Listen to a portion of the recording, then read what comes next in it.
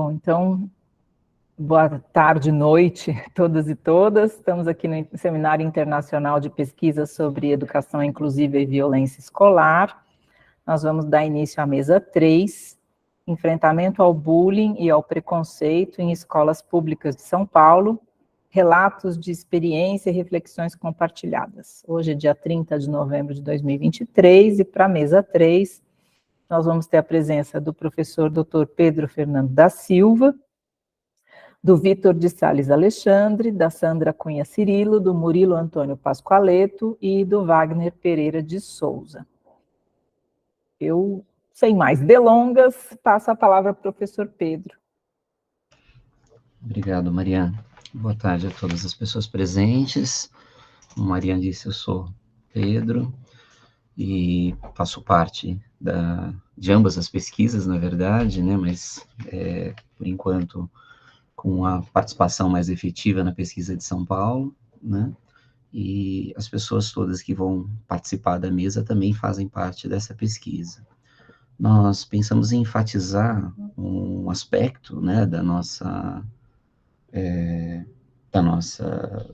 trabalho, da nossa experiência com essa pesquisa, que tem nos chamado a atenção pela riqueza, né, que representa, mas também pelos desafios, né, que compreende, que é pensar um pouco a experiência de contato, de estar junto com os professores e com os estudantes nas escolas, de fazer as devolutivas, de participar dos momentos de debate, né?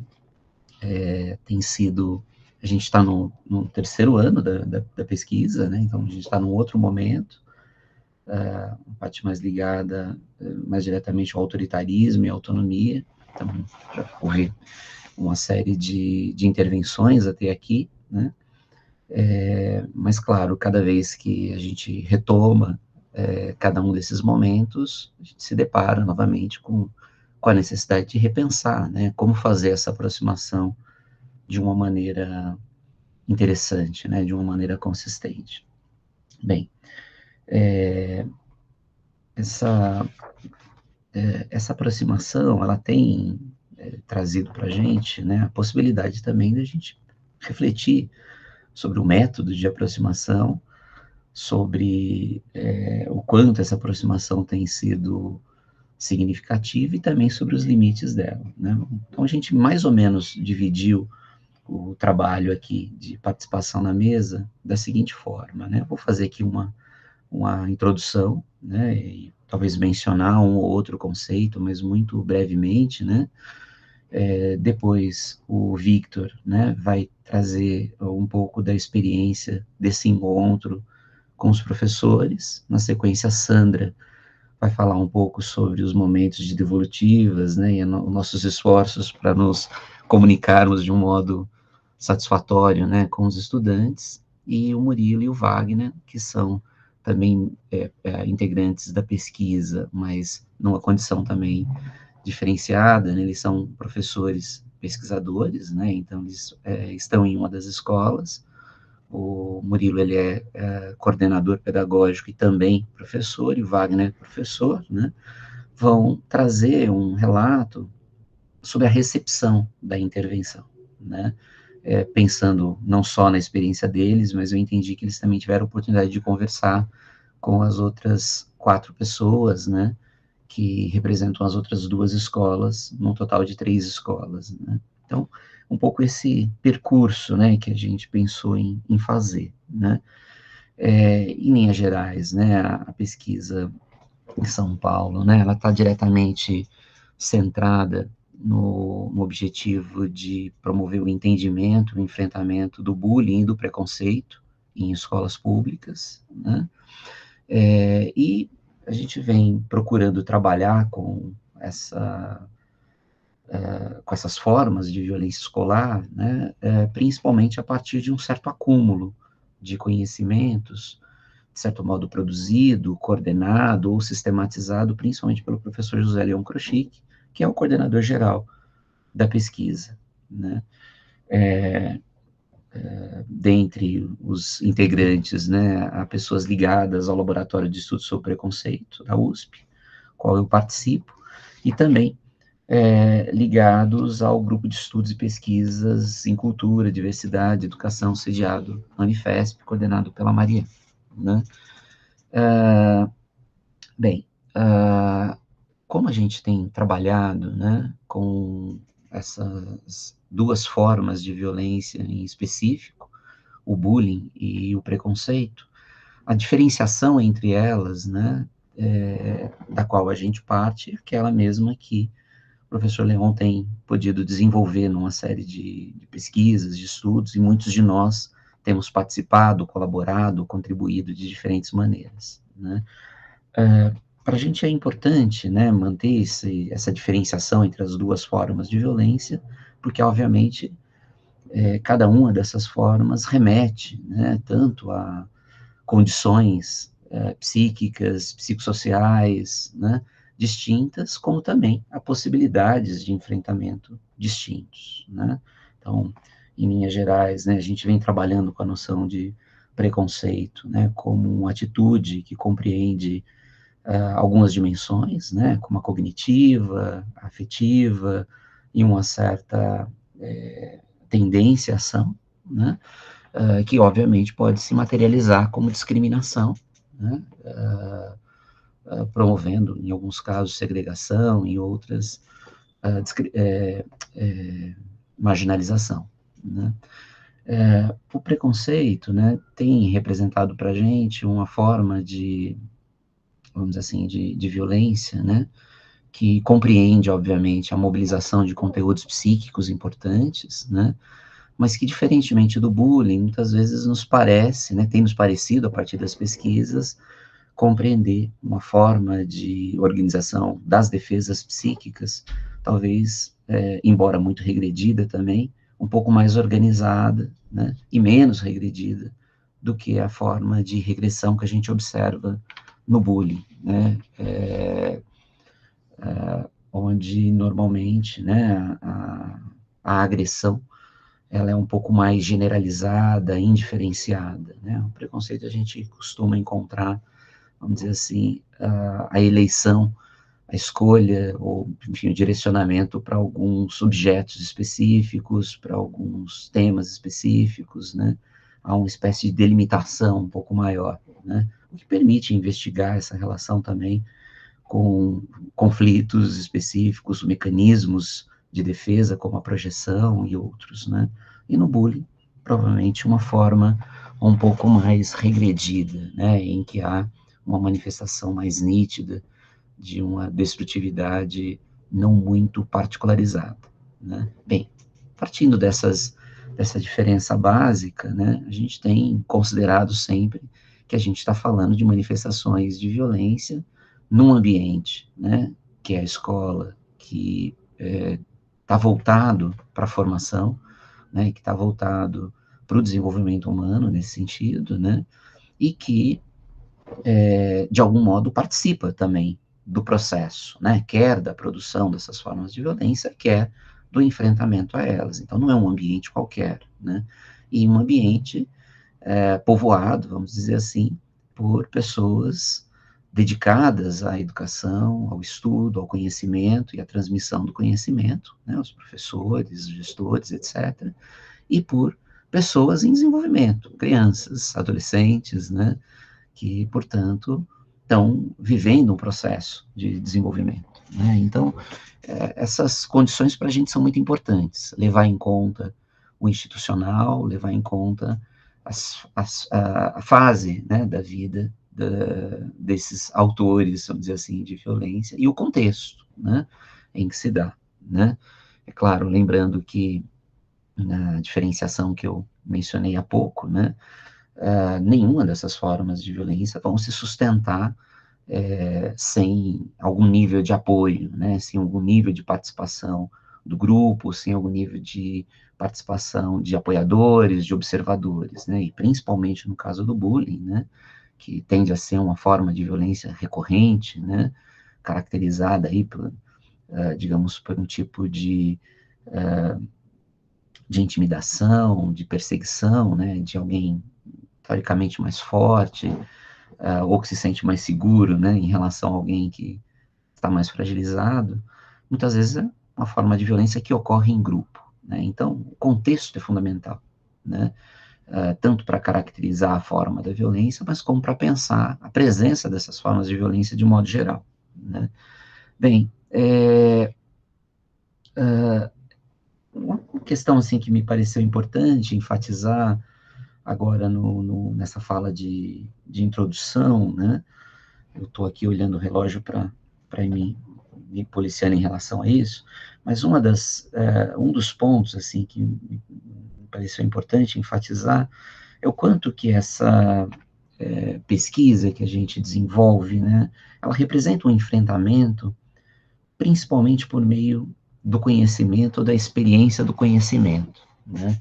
Quer dizer, é uma pesquisa que trabalha muito proximamente, né, de uma aposta no esclarecimento, né, e numa possibilidade de, por meio do esclarecimento, criar condições para que a própria escola possa refletir sobre suas condições, para que os professores possam refletir sobre sua participação, né, quer na produção, quer no enfrentamento dessas manifestações de violência, e também os estudantes possam refletir, assim como nós mesmos, né? Então, nesse sentido que há um compartilhamento de experiência produzido pela pesquisa, né, e que se orienta muito por esse acento na experiência do conhecimento.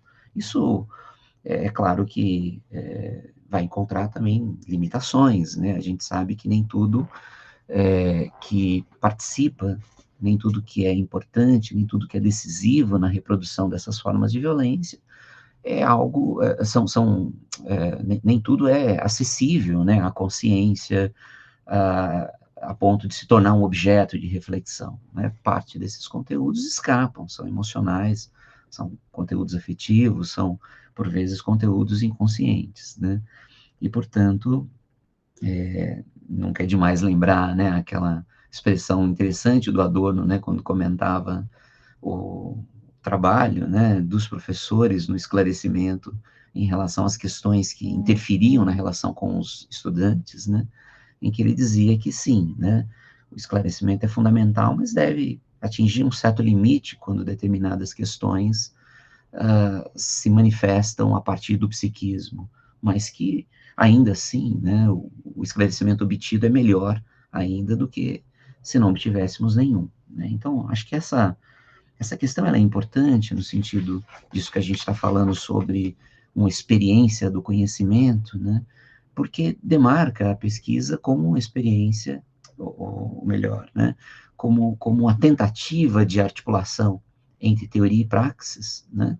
Muito também é inspirada no pensamento adorniano, de modo a que a relação com a teoria, ou com o teorizar, ou com o conhecimento, por vezes, manifestado ali sob a forma da investigação científica, ou sob a forma do estudo das bases que orientam essa pesquisa, ou dos dados que são obtidos, né, dialogam com a teoria, mas, ao mesmo tempo, representam uma forma de intervenção, né? Então, há nisso, vamos dizer assim, um avanço importante em relação a pesquisas que muitos de nós vínhamos fazendo e com as quais vínhamos colaborando, né, que é poder demarcar um campo de enfrentamento, um campo de intervenção, que é o campo da praxis, né? Acho que isso é bem importante. E uma praxis que está presente não só na relação com os grandes teóricos, né, mas com o conhecimento, e que o ideal é que possa ser,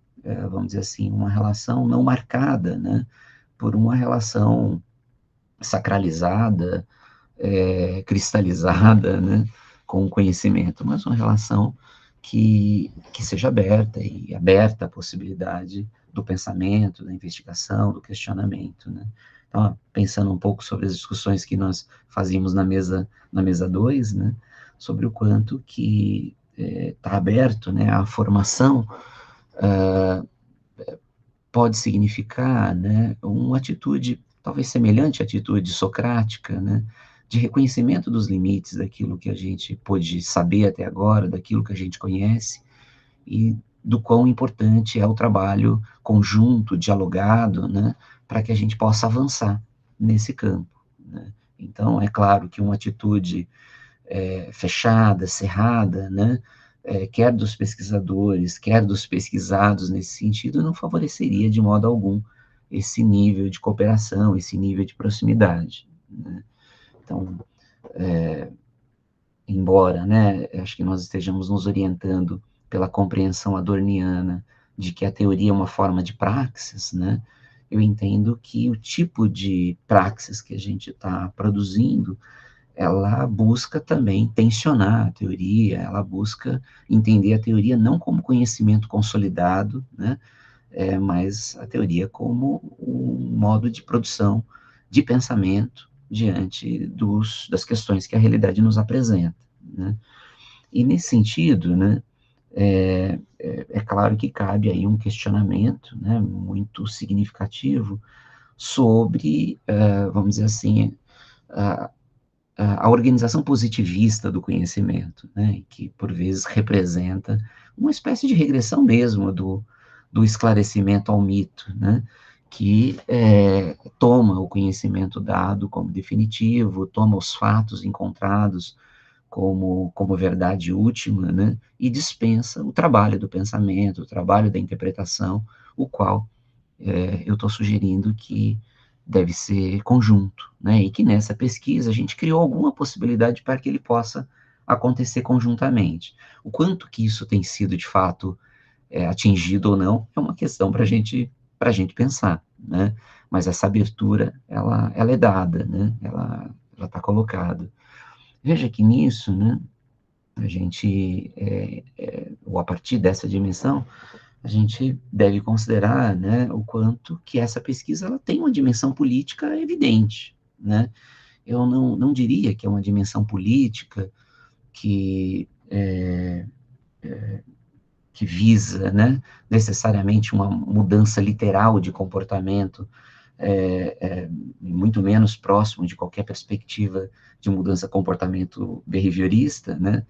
Mas uma dimensão política que visa provocar o pesquisado, né, convidando a ser sujeito.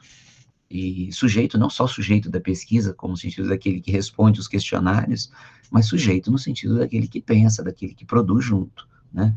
Daí, acho que a participação dos professores pesquisadores é um avanço que me parece muito significativo, né? Porque os professores pesquisadores não apenas fazem pesquisa, como também fazem articulações importantes para que os momentos de reflexão conjunta com os professores nas escolas, de devolutiva dos dados da pesquisa, de conversa com os alunos aconteçam, né?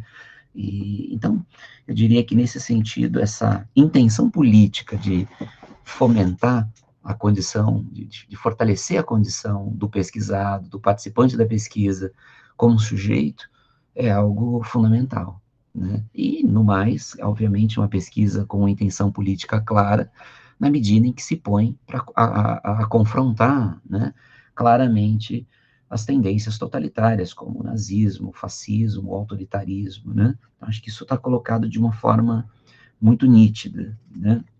Veja que, a partir disso, né, a gente pode considerar algumas questões importantes também, e que eu acho que está colocado já na nossa tentativa de nomeação dessa mesa, né, quando a gente fala de relato de experiência e de reflexão compartilhada, né. É claro que quando nós utilizamos o termo experiência, nesse caso, não estamos fazendo jus, com a precisão necessária, né, a conceituação benjaminiana do termo experiência, né, mas, ao mesmo tempo, a gente tentou mantê-la, ou tenta mantê-la no horizonte, como meta, como objetivo e como algo que, por vezes, pode ser parcialmente atingido, né. É claro que se nós partirmos, né, de posições enrijecidas, com uma metodologia que se interpõe, né, entre quem vai buscar esse conhecimento, quem vai buscar os dados, né, e quem recebe, obviamente a gente vai produzir reificação e dificilmente vai produzir experiência, né. A experiência não só é o contrário do preconceito, né, que representam o empobrecimento da experiência, mas também algo difícil de ser adquirido, mesmo quando o preconceito não está presente, né? A mediação técnica, a mediação científica também pode impedir a experiência, né? Em termos benjaminianos, para que haja experiência é importante que os estímulos que vêm do outro, que a comunicação que vem do outro, que o contato que vem do outro possa penetrar as nossas defesas e atingir camadas mais profundas da nossa subjetividade, né? Podendo ali reverberar, ali ter um impacto que gere alguma continuidade, né? De modo que, sim, quanto mais reificada é a nossa relação, mais a gente tende a sucumbir àquilo que o Benjamin chamava de vivência, né? Então, acho que tem nisso uma dimensão importante, né? Porque a nossa intenção é que a intervenção na escola possa ser consequente, para que ela possa produzir resultados mais duradouros, né? Então, nesse sentido, essa convocação dos sujeitos, dos participantes da pesquisa a serem sujeitos, né, me remete diretamente, né, algo que a gente pôde conversar bastante nas reuniões do grupo, né, que aqui está apresentando hoje, né, nessa mesa, o quanto que o professor, nesse caso, né, ele pode ser mais do que aquilo que uma educação, uma organização tecnicista, burocrática da educação faz dele, né? Quer dizer, a Mariana acho que utilizou a expressão um dadista de aula, né? Ou um executor, ou alguém que executa, né, de forma dissociada do pensamento, do planejamento, da reflexão, né? Uma das discussões, né, o Ricardo, que está aqui também, embora não vá apresentar, lembrou de um texto muitíssimo interessante do Henri Giroux, né, sobre o professor como intelectual, professores como intelectuais transformadores, que, embora não textualmente, dialoga perfeitamente com a posição do Adorno no texto, os professores e a filosofia e os professores, né, quando ele pede dos professores uma atitude crítica, né, uma consciência sensível à realidade, e não mera aplicação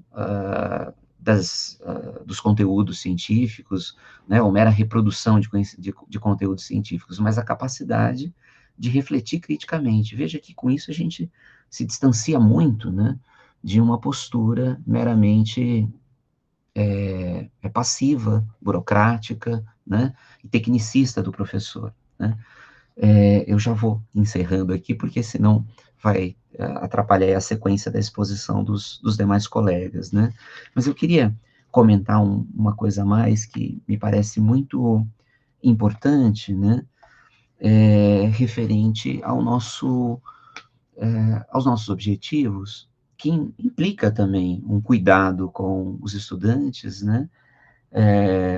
No sentido de que o enfrentamento a essas formas de violência não seja uma forma de impedir também que esses jovens, né, tenham experiências que permitam a eles avançar em relação à posição muitas vezes regredida que estão quando cometem também essas formas de violência.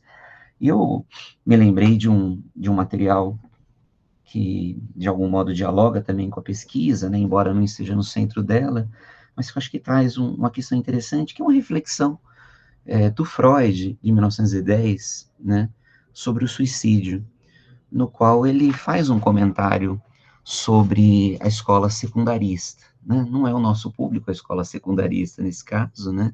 Mas o comentário que ele faz sobre a escola secundarista acho que ajuda a gente a compreender que talvez a gente, muitas vezes, exija muito, né, dos estudantes que estão aí no início da adolescência, né? A gente está falando de adolescentes de 11, 12 anos, né? E o comentário do Freud se dá num sentido de dizer que a escola, muitas vezes, ela impulsiona os jovens para o suicídio, né? Ele diz isso literalmente, né? Então, eu vou ler um trechinho dessa pequena nota que ele escreveu em 1910. Ele diz assim: uma escola secundária deve mais do que não nos impelir, desculpe, eu vou ler de novo. Uma escola secundária deve mais do que não nos impelir, não impelir, né, seus alunos ao suicídio. Ela deve lhes dar o desejo de viver e devia lhes oferecer apoio e amparo numa época da vida em que as condições de seu desenvolvimento o compelem a afrouxar seus vínculos com a casa dos pais e com a família. Parece-me indiscutível que as escolas falham nisso, e a muitos respeitos deixam de cumprir seu dever de proporcionar um substituto para a família e de despertarem o interesse pela vida exterior. A escola nunca deve esquecer que ela tem de lidar com indivíduos imaturos, a quem não pode ser negado o direito de se demorar em certos estágios do desenvolvimento. Eu acho essa passagem muito significativa, né, no sentido de que ela nos aproxima um tanto mais desse agressor que a gente está investigando e permite a gente enxergar também a humanidade em construção na experiência deles, né? E acho que esse choque nos remete a algo que para o Adorno era fundamental, que é confrontar os tabus que pairam sobre o magistério, né? E que muitas vezes impedem os professores de enxergarem os alunos e os alunos de enxergarem os professores como humanos, que erram, que falham, né? Que estão em processo de desenvolvimento, que estão em processo de formação permanente, né? E, portanto, como algo que nos convida a olhar para essa dimensão da experiência. Bem, feita essa introdução, não vou me alongar mais, passar a palavra, então, para o Victor, né, e depois para os demais colegas, para que eles tragam um pouco da experiência que puderam observar no contato, né, na relação com os professores, com os estudantes e da escola conosco, pesquisadores, né? É isso. Então, muito obrigado, Pedro. Gostei muito da sua fala, inclusive. Boa noite a todos, né? Nós já estamos juntos há um bom tempinho já anoiteceu. Eu sou o Victor, eu sou doutorando do Instituto de Psicologia e membro também do Laboratório de Estudos sobre Preconceito. E a minha fala, como o Pedro já deu uma anunciada, já vai ser mais em relação ao relato, vai ser mais um relato de experiência em relação aos professores, né? Para ter um melhor aproveitamento e controle do tempo, eu preparei um texto, então se vocês me permitem, eu vou ler ele, ok? Enfim, eu vou contar um pouco de como tem sido o trabalho do LAEP nessa pesquisa intitulada, né, Ações de Enfrentamento ao Bullying e à Discriminação na Escola Pública, no que diz respeito às intervenções com professores da escola. A forma com que os encontros têm ocorrido, mas também trazer alguns dados que escolhemos destacar para ilustrar o desenvolvimento da pesquisa, né? Como principal atividade, né,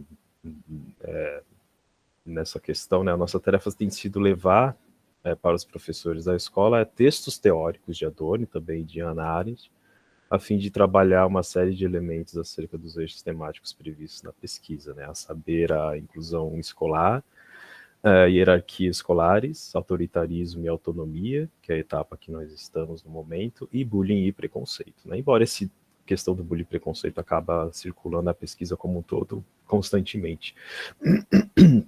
E essa tarefa poderia ser realizada de diversas formas possíveis, né? Mas nosso trabalho foi orientado desde o início por um princípio de base que nós do LAEPS temos considerado como uma característica vertebral para a efetividade do trabalho, que é justamente horizontalizar as relações durante nossas intervenções junto à escola, né? E nós adotamos essa postura principalmente por dois motivos centrais, né? O primeiro diz respeito a um desafio muito comum que nós observamos em relação a essas pesquisas que envolvem intervenções junto a instituições, que é dos pesquisadores externos serem percebidos, ou na pior das hipóteses assumir essa posição, né, de alguém que são os detentores de saber que irão trazer a luz para a instituição escolar durante o período da pesquisa, né. Dessa forma, correndo sempre o risco da percepção da proposta da pesquisa ser tida sempre com muita suspeita, né, diminuindo drasticamente a efetividade dos encontros, devido a essa relação fragilizada entre os pesquisadores externos e a equipe de professores, né. Preciso comentar, né, logo de saída, né, que a escola em questão sempre foi muito receptiva ao trabalho que a gente tem desenvolvido lá, né, um privilégio danado para a gente, né. Uma escola muito engajada, comprometido com a qualidade de ensino, com um projeto pedagógico muito interessante e, claro, uma equipe muito competente, né? Sabemos que esses desafios que eu comentei agora há pouco, né, dessa suposta percepção que os pesquisadores externos podem sofrer, né, posso envolver encontros, momentos, afeta várias pesquisas, né, e são limitações da nossa própria cultura, na realidade, né, podendo afetar diferentes relações ao nosso cotidiano como um todo, né, e a escola e a universidade apenas refletem essas questões, né. E ganhar confiança de qualquer instituição é sempre um trabalho que implica muito desafio na realidade, né? E dessa forma é um trabalho contínuo, né? Nós já estamos já no 3º ano, então muita coisa já aconteceu, né? Então exige muitas ações e tempo para que essa parceria se concretize de forma satisfatória, né? Mas ainda também tem o segundo motivo para essa postura, né? Que diz justamente, né, algo que o Pedro, de certa forma, já adiantou, né, é enfatizar que os professores da instituição também são detentores de diversos saberes, e sendo assim, a nossa proposta, mais do que ir à escola e levar algum suposto conhecimento externo inexistente da instituição, sempre foi de aprender junto com os professores, né? Nossas ações na escola sempre tiveram como ponto de partida o conhecimento, as vivências e experiências que já estão lá dentro das pessoas que estão dentro desse cotidiano e envolvidos diretamente nessas questões que estamos estudando, né? Sendo assim, a tarefa de discutir textos teóricos, né, o LAEP optou por dar uma preferência ao modelo de intervenção que aumentasse o máximo possível a participação dos professores, além de disponibilizar, como previsto na pesquisa, os textos de forma adiantada para que os professores tenham a oportunidade de ler e pensar sobre o material antes das reuniões, né, buscamos trabalhar com um número reduzido de professores para estimular a participação nos encontros, uma vez que compreendemos que dentro de grupos menores as pessoas tendem a se sentir mais confortáveis, além de ter mais oportunidades para se manifestar. No dia da intervenção, os professores são ainda divididos em 2 grandes grupos, né? E também os próprios pesquisadores são divididos em 2, né? Sempre trabalhando com duplas para tentar otimizar, inclusive, uma etapa da pesquisa que é de coletar relatos, que tem sido muito proveitosos para a gente pensar toda essa pesquisa, né? E também para discutir os textos durante os encontros, né? Nós optamos por não apresentar os elementos teóricos para os professores em um modelo tradicional de aula teórica, mas sim, nós escolhemos 4 excertos das obras que seria estudada no caso, né, compreendidas por nós como excertos que consigam representar elementos teóricos centrais dessa obra. Então, convidamos os professores a se dividirem novamente em 4 grupos menores, de aproximadamente 5 professores, né. Cada grupo teria, então, a tarefa de ler o excerto indicado para o seu grupo, e, em um primeiro momento, discutir internamente sobre ele, né. Em um segundo momento, abrimos a discussão para que, a partir dessas discussões internas, né, o grupo possa compartilhar entre si, com a mediação dos pesquisadores, né, sobre os temas que foram mobilizados a partir dessas leituras, né. E os resultados dessas discussões foram muito ricos, né. Esse tem sido um modelo que a gente tem compreendido que tem o seu sucesso, né. Claro, não é um modelo perfeito, evidentemente, mas a gente tem compreendido que tem sido muito bom, né. Evidentemente que não vem ao caso trazer cada detalhe de cada um desses encontros, né, seriam muitos dados, não haveria tempo para tal, mas escolhemos alguns elementos aqui para destacar, né. A saber, né, a gente sabe que culturalmente, né, percebe-se a tendência de observar as diferentes manifestações de violência como algo compreendido de forma natural, né, normalizado. Isso já foi comentado várias vezes aqui também, né, eu reforço isso porque é algo que aparece de forma muito perene, né. Alguns professores, inclusive, levantam a hipótese genética, né, geneticamente alguns alunos estariam dispostos a cometer algumas violências, né. E a partir dessa pesquisa, dessa perspectiva, acaba restando poucas oportunidades para modificar essas tendências violentas na sociedade como um todo, em especial no ambiente escolar, né. No trabalho com os professores foi possível perceber, né, ao longo desses 3 anos, né, como essa ideia foi perdendo um pouco de força ao longo dos encontros, né? E no lugar foi ganhando força as discussões sobre o papel da educação enquanto fomentador do pensamento crítico, para munir as pessoas para que reflitam sobre o mundo e também sobre si mesmos, né? Uma tarefa muito mais fácil de anunciar do que exercer, como comenta algum dos professores, né? Considerando que a escola, que opera dentro de uma estrutura capitalista, também palavra dos próprios professores, né? Suprime essas ações em favor de uma lógica de produção irrefletida, né? Uma educação voltada meramente ao mercado de trabalho, ou também nas palavras dos próprios professores, é uma educação que só serve para, abre aspas, fazer a engrenagem girar, né? E aí, nesse sentido, a discussão sempre foi aberta também para a gente discutir como que a própria escola, enquanto uma instituição dentro de uma cultura que tem essas violências a nível estrutural, acaba também refletindo essas violências. Então, ela também pode produzir, colocando a escola nesse ponto meio contraditório, né? Ao mesmo tempo em que ela consegue produzir resistência em formas de enfrentamento, às vezes ela acaba também produzindo essas formas de violência, né? Apesar de alguns professores, né, relatarem com compreensível preocupação que ao longo de suas carreiras puderam testemunhar em vários estudantes a vontade de aprender deles ir morrendo aos poucos com o passar dos anos, né?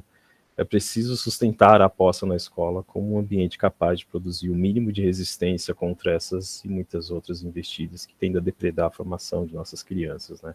E, claro, compreender o professor como um dos protagonistas nessa tarefa tão importante de formação, né? Da mesma forma, né, nos encontros em que o objetivo principal era a devolutiva de dados para os professores, sustentamos a mesma postura, né? Existe um momento de exibição e interpretação dos dados que foram processados durante a pesquisa, essa é uma etapa muito importante dela, né, que também diz respeito aos professores que estão diretamente implicados no ambiente escolar, que muitas vezes é palco para uma gama de diversas violências, né?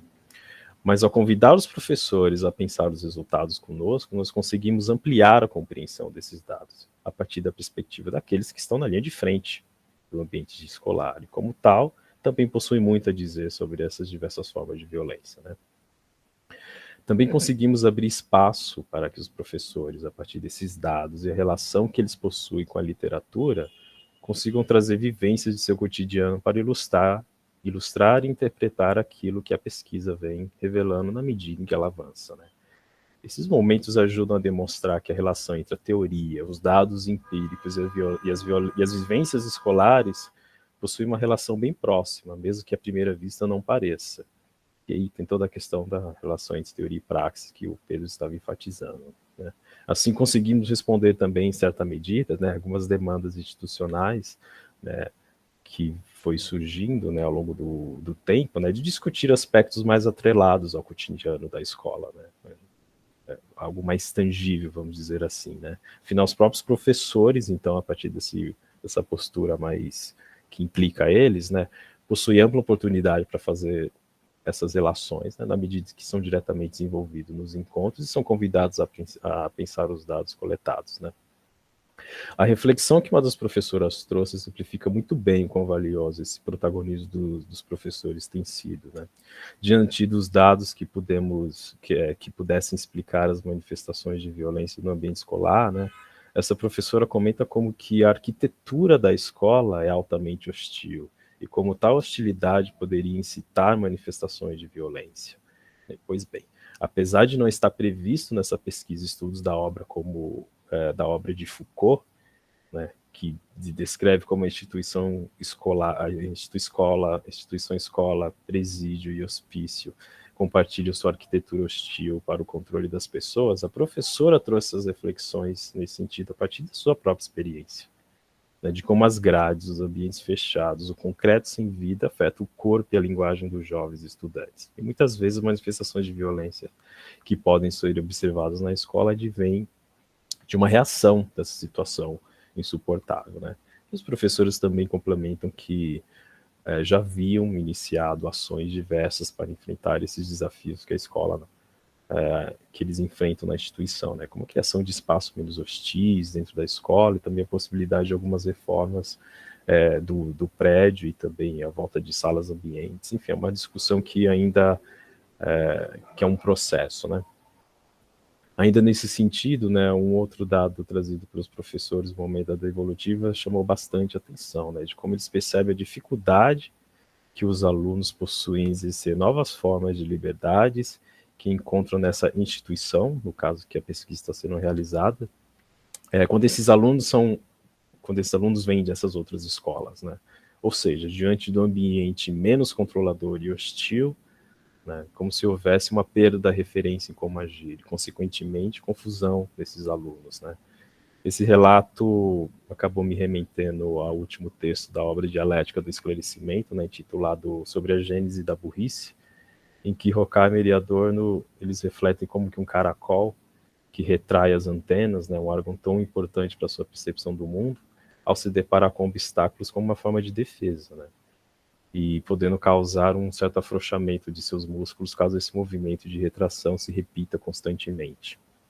Não muito diferente do caracol, é possível pensar em como que as sucessivas pancadas que a vida tem lançado às nossas crianças desde muito cedo, né, possam ter um grande poder de estagnar o desenvolvimento delas, não apenas no sentido intelectual, mas sim de uma forma mais ampla, né, abarcando todas as dimensões da existência, como a emocional e também a sensorial, né. Seria um tanto ingênuo, então, né, de qualquer pesquisador ignorar a produção de conhecimento que já acontece dentro do ambiente escolar a partir de sua própria equipe, né? O trabalho de levar textos teóricos para discutir com os professores pode ser compreendido em sua dimensão de levar um conteúdo que alguns professores ainda não tiveram contato. Em certa medida, isso acontece, né, o que pode contribuir para o processo de formação dos professores, né? Pois a formação, especialmente compreendida nos termos da teoria crítica da sociedade, ela nunca cessa, né? Ela é algo que acontece de maneira contínua em diferentes espaços, não apenas para os professores, mas, claro, para nós, pesquisadores externos, né? Só que mais do que isso, quando discutimos em conjunto esses textos, nós estamos também abrindo espaços de troca para conhecer a própria produção intelectual que já vem acontecendo na escola. E se nós pesquisadores não estivermos abertos a essas experiências, deixaríamos de enxergar os educadores como agente de transformação em seu papel dentro da instituição. Evidentemente que a pesquisa ainda não chegou ao seu fim, então ainda há alguns encontros previstos, né, no mínimo mais um ano, né? E com isso, com certeza, outros desafios novos podem aparecer, né? Ao mesmo tempo, também novas oportunidades de aprendizado, né? E com essa fala, então, eu espero ter conseguido trazer, além de um relato sobre a forma com que o trabalho com os professores tem ocorrido por parte do LAEP, né, trazer também algumas reflexões e ilustrações da importância de enxergar os professores das instituições onde são realizadas intervenções, para além de objetos de estudo, né, objetos de estudo no sentido científico, claro, mas sim como parceiros, né, que também, como nós, estão produzindo conhecimento nessa tarefa de encontrar ações de enfrentamento e essas formas de violência que ocorrem dentro do ambiente escolar. E é isso, gente. Obrigado.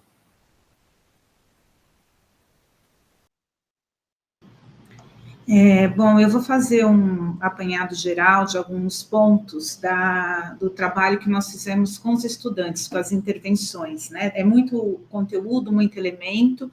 Eu dei uma organizada aqui, aí, junto com a contribuição dos outros colegas, e vou trazer alguns aspectos aqui para a gente pensar dessa experiência, para, inclusive, o planejamento da continuidade da pesquisa, né? Então, nós fizemos 3 intervenções, com atividades que foram envolvendo aí uma articulação entre a devolutiva dos resultados parciais da pesquisa, e que são complexos, né, para esse trabalho que aconteceu entre crianças aí de 11 a 13 anos, e então pensando bem naquilo que poderia ser apresentado para eles e um direcionamento com um caráter mais formativo.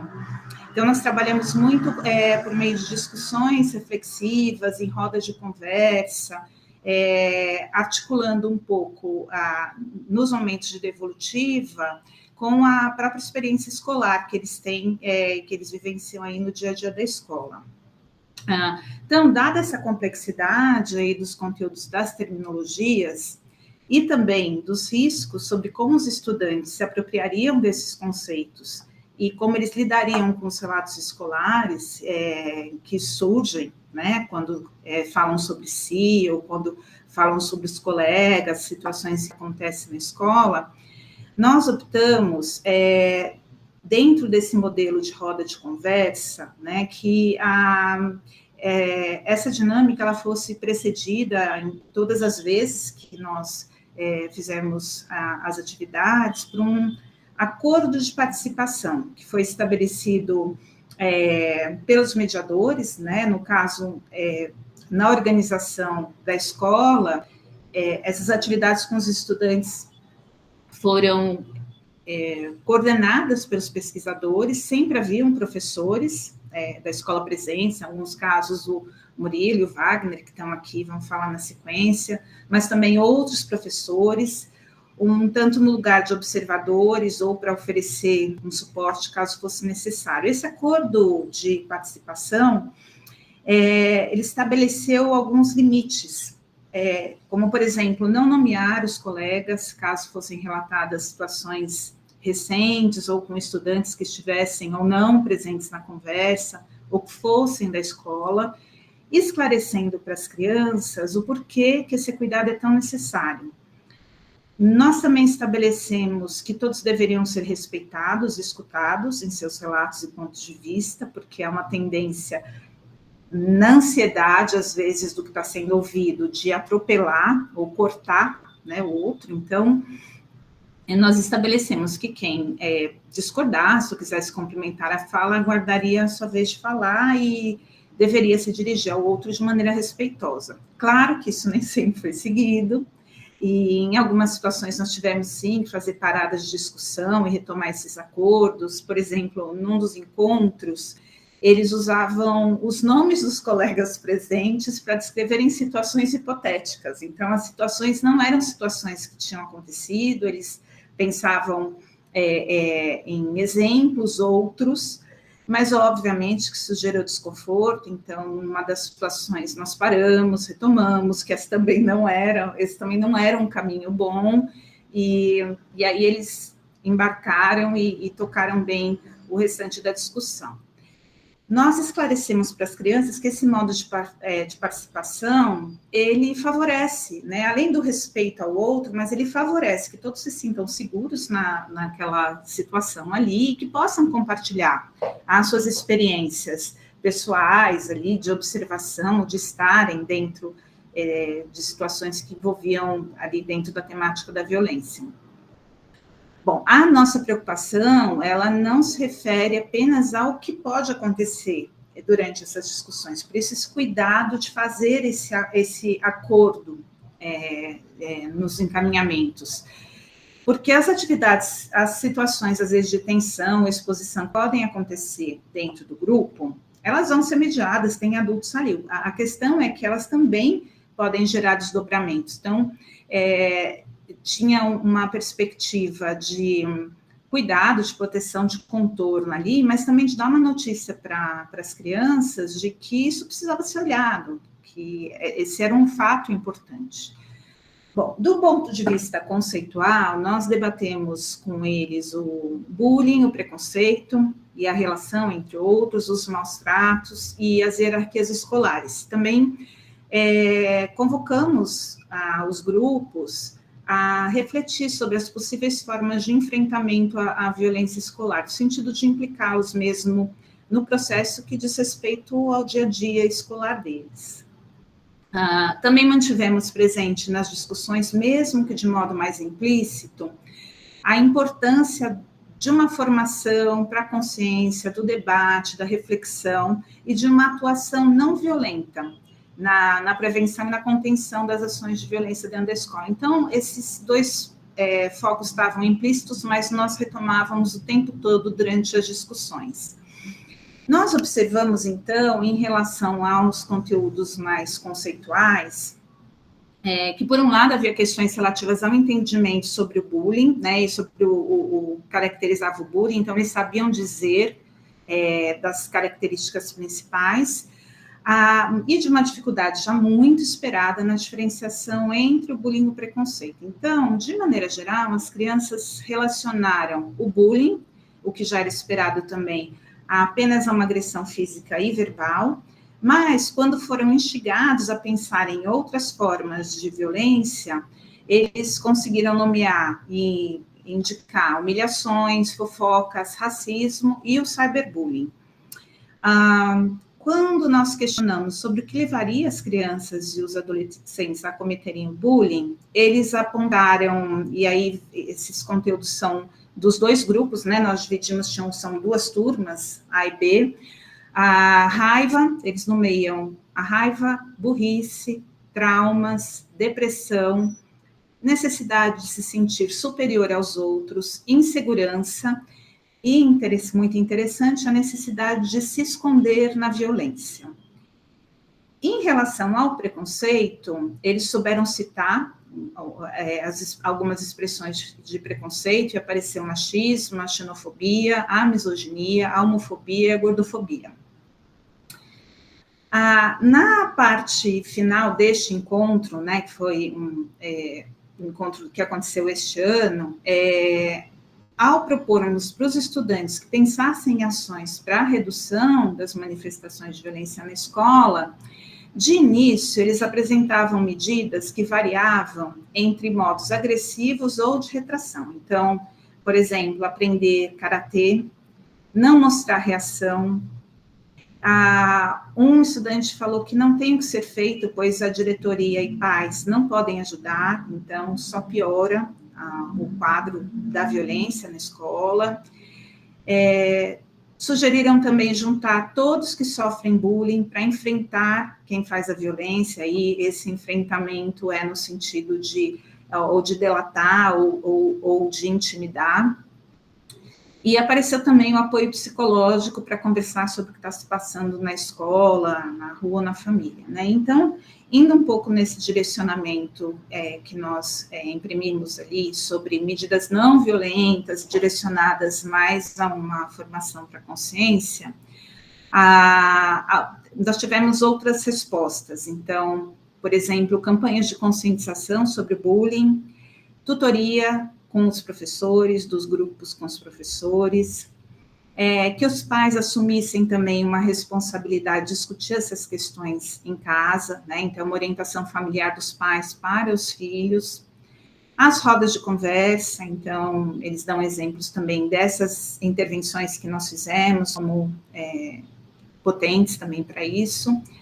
E um dado interessante é que o menino que tinha citado o karatê, ele volta atrás na proposta. Então, ele fala, não, veja bem, acho que não é o melhor caminho. Então, foi bastante interessante a forma como foi se desdobrando essa conversa. Só a título de ilustrar, acho que vale uma parada para falar de dois exemplos interessantes que aconteceram nessa intervenção específica. Porque nós abrimos, numa das turmas, a conversa, perguntando aos estudantes se eles já haviam, sem a intenção, pensado ou feito uma brincadeira, ou algum comentário, uma pergunta aleatória, e, a partir daí, ter se criado uma situação, ou que desagradasse o outro, ou que iniciasse um conflito, ou uma discussão. E aí foi interessante que nesse grupo todos levantaram a mão de já terem passado por essa situação. Então, foi uma problematização interessante para poder tratar de que os ruídos, eles são inerentes à comunicação humana, e que eles acontecem. E que uma das questões está o que nós fazemos com isso, que encaminhamentos que nós podemos dar, né? Porque um ruído, um desconforto pode se desdobrar num evento de violência, ou ele pode ser conduzido, dialogado de outro modo, né? Então, e aí, no final da atividade, eles estavam em roda, foi interessante que um menino levantou, e ele foi diretamente assim, ele atravessou a roda e pediu desculpas para um outro. Não sei o que aconteceu, eles começaram a conversar ali, outras crianças chegaram para falar conosco, então não deu para ver qual conversa que se desdobrou ali, né? E nessa mesma atividade tinha uma menina que ela estava próxima, era uma atividade que eu estava coordenando ali junto com o Pedro, e uma menina estava sentada numa cadeira, e de repente ela puxou a cadeira para perto de mim, querendo fazer uma conversa particular. Eu sinalizei que não poderíamos fazer essa fala, né, naquele momento, mas que eu estava disponível se ela quisesse conversar ao final, né? E ela topou e ficou ali. Mas no final da atividade, quando nós abrimos para as questões das crianças ou para uma avaliação de como eles tinham sentido aquele encontro, teve a fala de um professor muito relevante, dirigida às crianças, e ele pergunta se as crianças conseguiam identificar na escola figuras adultas de referência para quem nós pudessem pedir ajuda. Essa pergunta, além de tudo, né, ela tem uma potência coletiva, porque as crianças puderam ali compartilhar e ouvir quais são essas referências, se haviam ou não. E surgiram nomes muito interessantes também de professores, incluindo professores de educação física, coordenadores, direção, enfim. E a menina que estava sentada ao meu lado, ela comentou rapidamente, logo no início, que ela não tinha ninguém a recorrer, ela não tinha nenhuma referência. E eu perguntei para ela se as pessoas que os alunos estavam citando ali, que os colegas estavam citando, não eram pessoas com as quais ela se identificava. E ela passou a prestar atenção e confirmou. Ela foi falando, essa é professora, esse é coordenador, eu gosto, eu poderia falar com ele, né? Então, acho que eu estou trazendo esses dois exemplos porque eles vão demonstrando um pouco da potência desse espaço, né, para além da reflexão, porque ele vai trabalhando, vai oferecendo possibilidades de escuta entre os pares, de um enlaçamento entre os estudantes e os educadores, uma sensação aí de pertencimento ao coletivo e de segurança, enfim, possibilidades que podem, ao nosso ver, favorecer o arrefecimento mesmo dessas expressões de violência na escola. Um outro ponto importante que vale a pena trazer aqui é de que no primeiro processo de devolutiva dos resultados parciais da pesquisa, né, o questionário que os estudantes preencheram, houve um intervalo grande de tempo mesmo, e nós percebemos que isso gerou uma dificuldade relevante para que eles pudessem se lembrar minimamente dos conteúdos abordados. Então, muitos deles, quando nós retomamos e perguntamos, eles sequer se lembravam de haverem respondido o questionário. Então, foi necessária uma retomada breve, que já estava planejada por nós, inclusive, sobre a pesquisa, os objetivos, as etapas e o conteúdos do questionário. Já na segunda devolutiva, que aconteceu agora em novembro, o intervalo foi de menos de um mês, entre a reaplicação do instrumento e a devolutiva. Isso facilitou bastante que nós pudéssemos, inclusive, observar alguns aspectos relativos à percepção e ao entendimento de algumas afirmativas do instrumento. Nesse último encontro, que envolvia a devolutiva, nós esclarecemos, né, deixamos claro para os estudantes que esses resultados diziam respeito à aplicação em todas as escolas que estavam participando, não apenas a deles, né, mas trabalhamos com algumas correlações. Então, do levantamento, eu não vou entrar em detalhe aqui, mas só para apresentar quais foram as correlações que a gente levou ali para tentar uma discussão com as crianças, nós dividimos em 3 itens. Então, a correlação entre o sadomasoquismo, a fragilidade do eu, respeito e punição, um item. A fragilidade do eu, não autoridade, respeito e punição. E respeito e punição. Nós não fizemos, e aí é um detalhe, acho que importante, as nossas intervenções não foram feitas baseadas nos tópicos dos questionários, né? E essa é uma pergunta que, quando nós sentamos para planejar um pouco essa apresentação, nós levantamos, né, que se valeria a pena, em um próximo encontro com os estudantes, discutirmos um pouco algumas dessas afirmações do questionário, porque nós ficamos com algumas dúvidas, por exemplo, em relação ao entendimento das crianças desses itens, se comparados na correlação que aparece nos resultados, por exemplo, em conteúdos como respeito e punição, se o entendimento que eles tinham dos itens que eles leram estava de acordo com o que aparecia no questionário, né? Então, mais especificamente, pensando também, por exemplo, sobre o conceito de respeito. Então, para as crianças, de modo geral, no que nos pareceu da participação daqueles que estavam participando, o respeito, ele aparece associado apenas em sua nuance positiva. Porém, algumas afirmativas que estão no questionário, a conotação está direcionada, por exemplo, à adesão inconsciente, a uma obediência cega, à autoridade. Então, nós consideramos, então, talvez que seja interessante verificarmos se o entendimento dos estudantes sobre essas perguntas, elas correspondem, né? Mas foi uma impressão geral, nós apenas abrimos uma discussão, mas acho que é interessante trazer um pouco sobre isso, né? Então, só para dar um exemplo melhor sobre isso, nessa última atividade devolutiva, um dos pesquisadores leu para o grupo um dos itens da escala F que aparece no questionário. Então, ele leu o item o que este país necessita, antes de leis e planos políticos, é de líderes corajosos e incansáveis. Então, aqui, os estudantes fizeram comentários que indicaram um bom entendimento sobre o que está em questão nesse item, principalmente ao se referirem, a compararem as situações escolares concretas. Porém, ao propor às crianças pensarem como seria a relação entre a tendência a concordar com essas atitudes de submissão e a fragilidade do eu, houve mais dificuldade para eles fazerem essa articulação.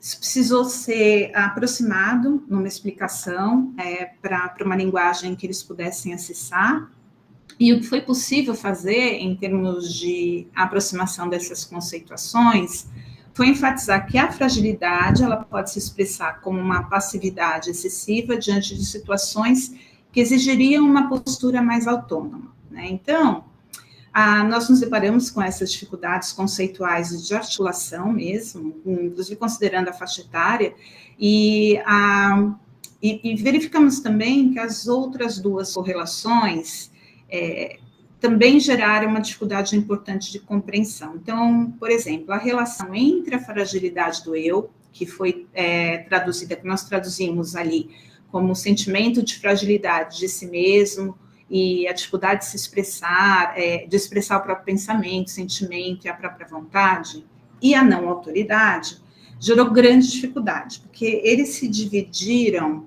em uma compreensão positiva e uma compreensão negativa da autoridade.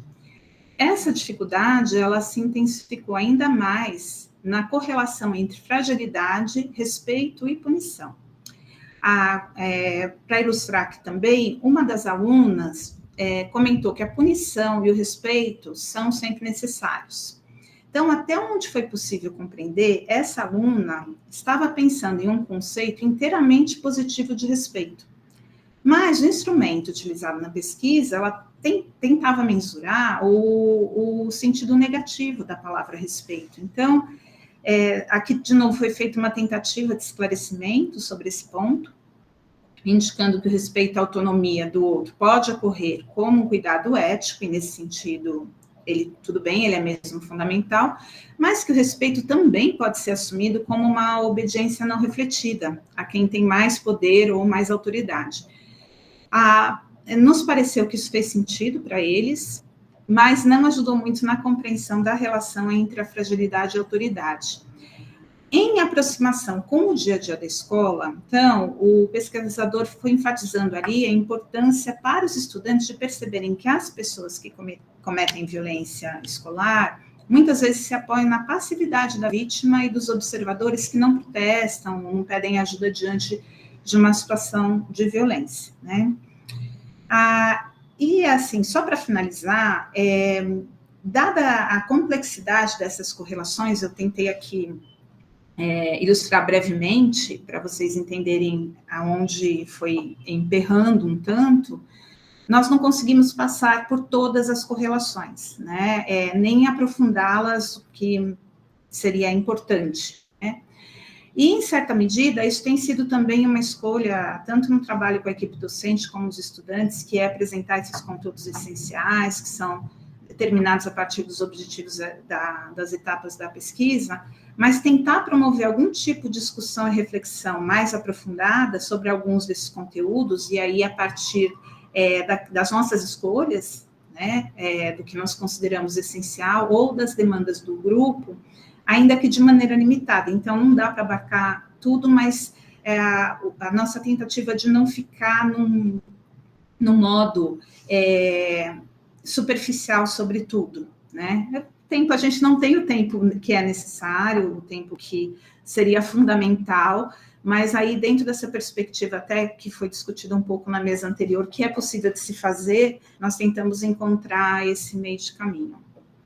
É isso.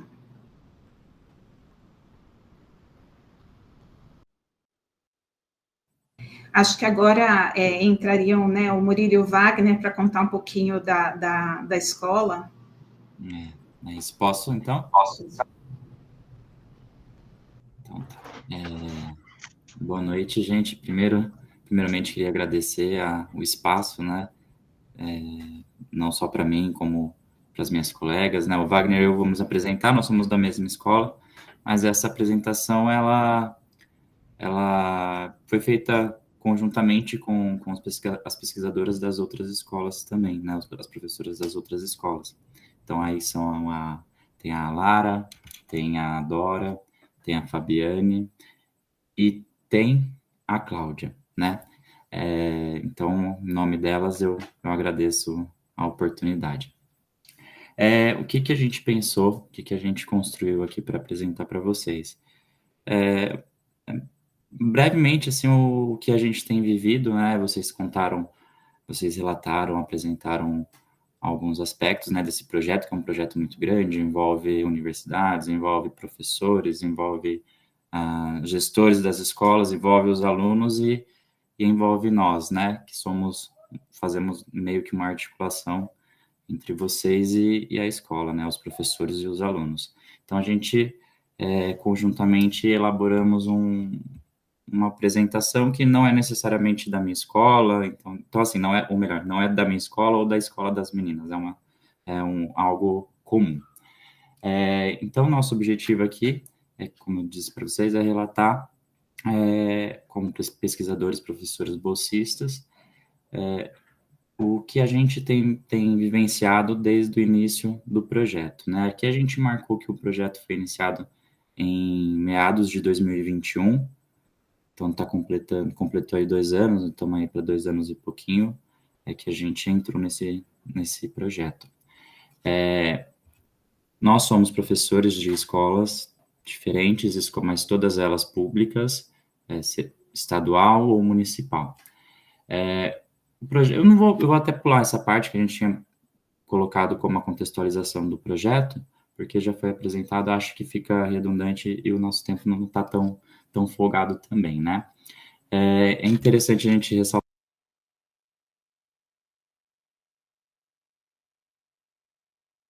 Você apertou o microfone, Murilo. Nós não estamos mais te ouvindo. Desculpa. Ele iniciou em meados de 21 e está previsto aí para terminar em meados de 25, né?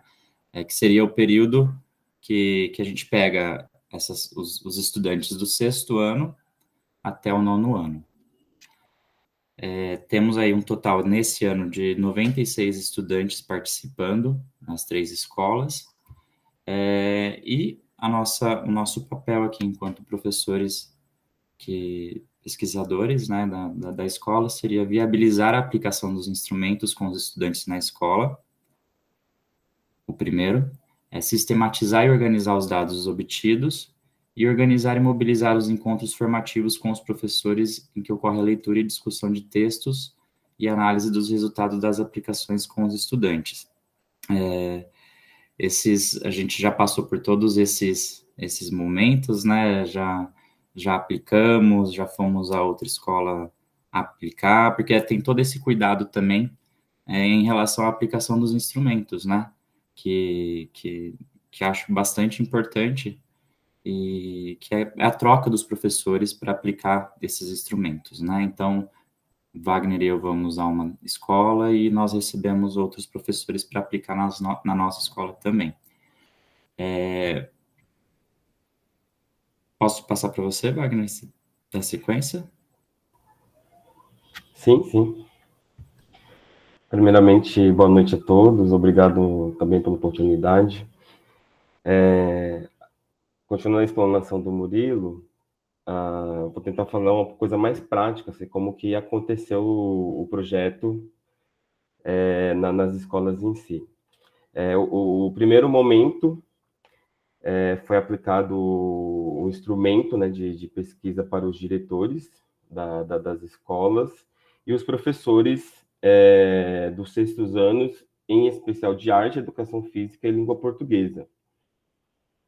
E com esses dados foi a base para se começar a formação, o estudo e a escolha dos textos para os pesquisadores irem às escolas. Essas aplicações, elas se repetiram por mais 3 vezes, não o mesmo, é claro.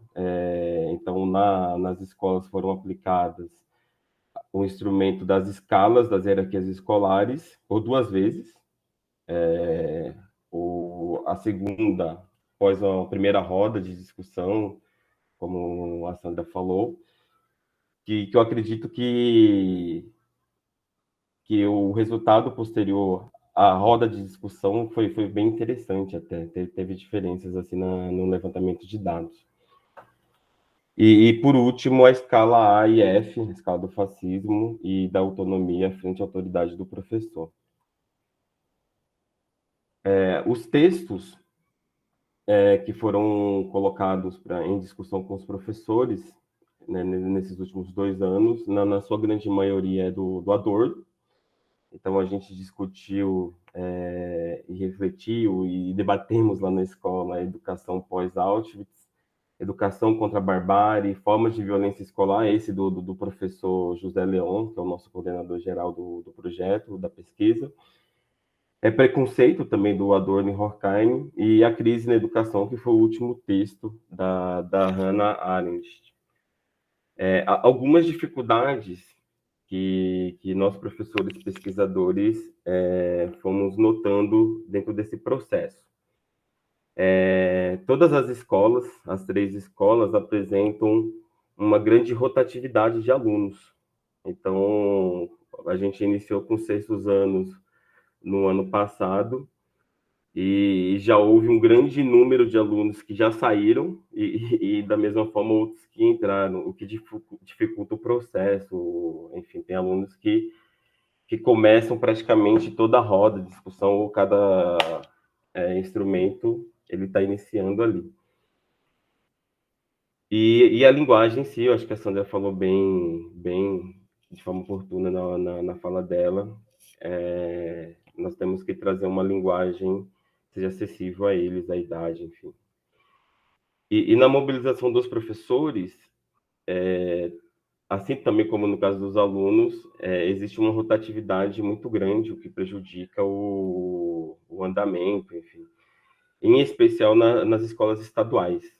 Na escola da prefeitura, a gente não percebe grande rotatividade dos professores. Isso, praticamente, toda reunião, a gente tem que apresentar o projeto e os seus objetivos, porque sempre tem lá um grupo de 2, 3, 4 professores que vão iniciar aquela discussão.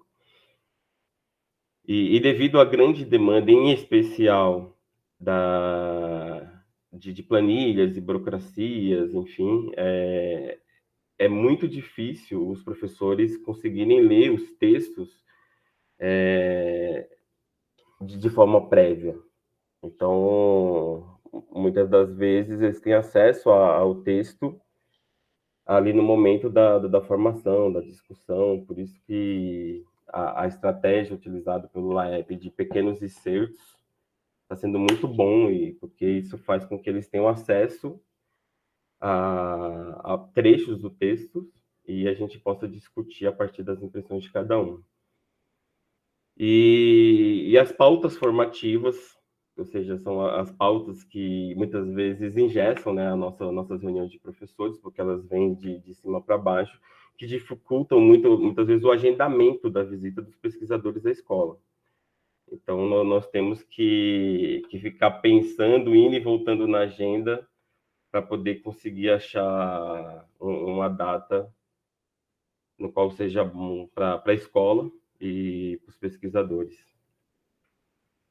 E diante de tudo isso, a gente também percebeu alguns avanços desde do início do projeto. Assim. Com os estudantes, em especial, as rodas de conversa contribuiu bastante para o entendimento deles e a partilha de impressões e do ouvir o outro.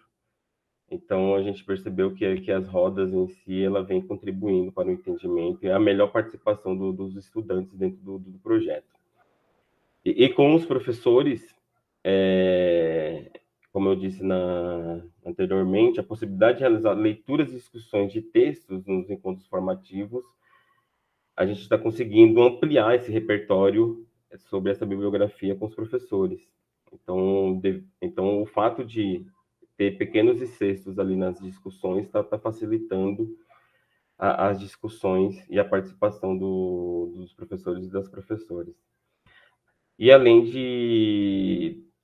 dos professores que estão lá discutindo, e a gente faz parte desse projeto maior, então a gente sempre passa essas agendas para os professores, e que muitos deles já conseguem participar de outros eventos, como o Seminário de Educação Inclusiva, hierarquias que já... Seminário Internacional de Pesquisa sobre Educação.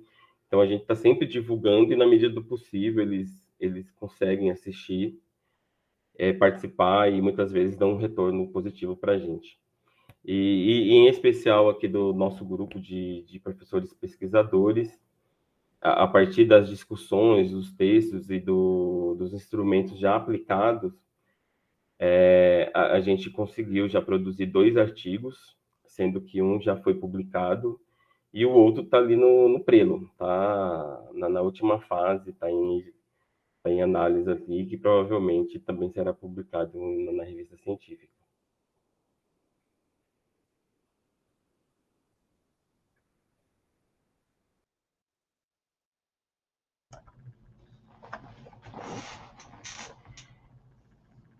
Acho que é isso, né? Vamos partir para a parte da conversa. Parabéns, nossa, muito bacana ouvir vocês. Embora eu esteja nas 2 pesquisas, abriu um monte de horizontes, né, de possibilidades para a pesquisa de Guarulhos, que como ela está 1 ano e meio atrás, a gente pode fazer, né, aproveitar as experiências de vocês aí, com certeza. Nossa, agradecer muito.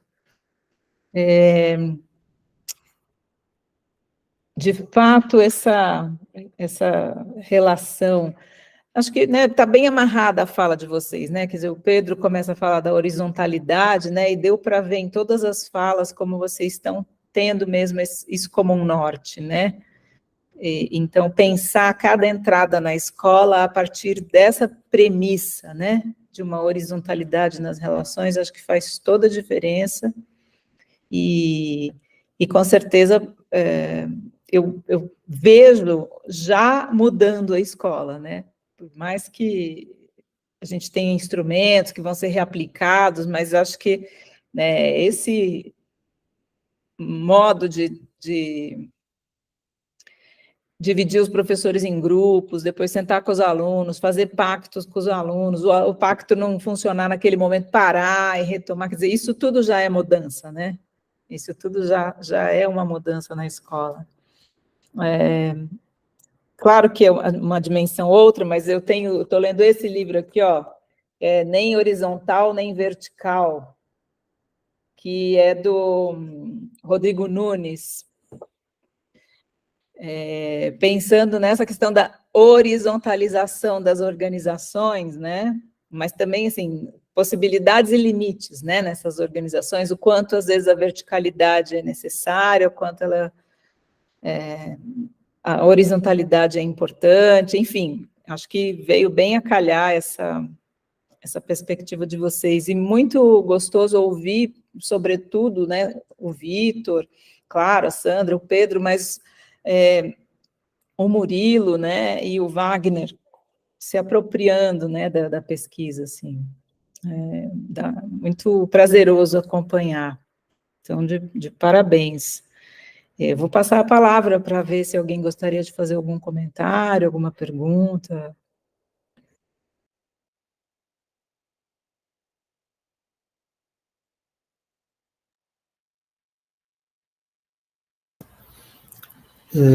Boa noite. Eu gostaria de participar aqui também dessa conversa, já que eu não tive condições de apresentar, e é sempre muito estimulante, né, participar dessa pesquisa com vários colegas de diferentes universidades, envolvendo professores. Não tem como não ficar muito feliz, né, de estar podendo ouvir, assim como a Mariana também manifestou essa felicidade, eu também manifesto a mesma. Mas eu queria fazer algumas questões, assim, para a gente poder explorar exatamente aquilo que vocês já puderam falar, né, e dar oportunidade para vocês, talvez, alinhavarem outras questões que não deram tempo de ser articuladas, né. Eu vou fazer uma pequena introdução para essa questão. Pelo seguinte, né, quando nós pensamos nas pesquisas que trabalham com intervenção nas escolas, nós temos diferentes tipos, né, que elas não são excludentes. Por exemplo, é muito comum pensar em intervenções de projetos de pesquisa que propõem os estudantes para serem atores centrais no processo, que nós chamamos de intervenções entre pares. Temos também uma outra tendência, que são as intervenções curriculares, fazer com que um determinado problema seja motivo de estudo pelos estudantes, sobretudo. E tem uma terceira intervenção, que é aquela que pressupõe a ida à escola de alguns especialistas, né? E eu fico pensando, com relação à nossa pesquisa, né, como que ela representaria, né, essas múltiplas possibilidades de intervenção. Eu entendo, assim como o Pedro, né, talvez, se eu entendi bem, né, vou colocar palavras na boca do Pedro, mas que a nossa pesquisa ela tem como mote, né, muito o caráter de levar as discussões que possam envolver uma ampliação da compreensão sobre determinados problemas, né, sobretudo com os professores, com os estudantes, além do próprio desenvolvimento da pesquisa em si e a análise dos seus resultados. Então, não é apenas uma coisa transmissível, né? Há uma participação dos professores, uma participação dos alunos, sobretudo como sujeitos, mas também como atores, né, da pesquisa. Mas pensando um pouco na complexidade da escola, a gente vê que ela é organizada em diferentes âmbitos, né? A vida dos professores, a vida dos estudantes, a gestão da escola, ser mais ou menos participativa, mais ou menos democrática, a participação da comunidade, né? Claro que, quando a gente pensa em uma intervenção, a gente pensa num professor intelectual, em estudantes reflexivos, autônomos, participativos, uma gestão democrática, uma comunidade participativa, apoiadora. Mas aí vem os constrangimentos do real, né? Vem a OCDE, vem as avaliações externas, vem os modelos pedagógicos que colocam os estudantes no engessamento, os professores também, cada vez mais, como a Mariana pode colocar, né? O professor técnico, que não tem muito tempo para discutir sobre a sua própria vida, assim como o Wagner acabou de falar, né? Ou seja, a gente está numa dimensão da produtividade, né? Uma dimensão do desempenho, que afeta a vida de todos nós. E a minha questão seria pensar, sobretudo, os que estão no dia a dia, eu acho que o Wagner avançou bastante nisso, né?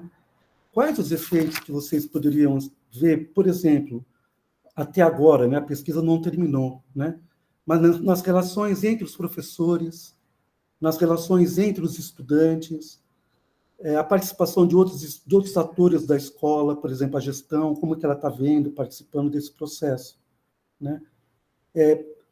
No sentido de pensar que essa pesquisa ela vai ter um término, eu acho que é super interessante a indicação que o pessoal da Unifesp está fazendo, né, de entrar no plano político-pedagógico para, a partir daí, também construir novas possibilidades futuras, né? projetos talvez mais perenes, questões que mexam com o dia a dia mesmo institucional.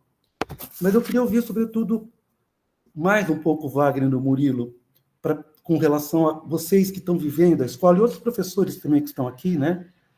Que tipo de modificações, ainda que pequenas, vocês conseguem ver do ponto de vista da relação que se dão entre os diferentes atores no cotidiano da escola?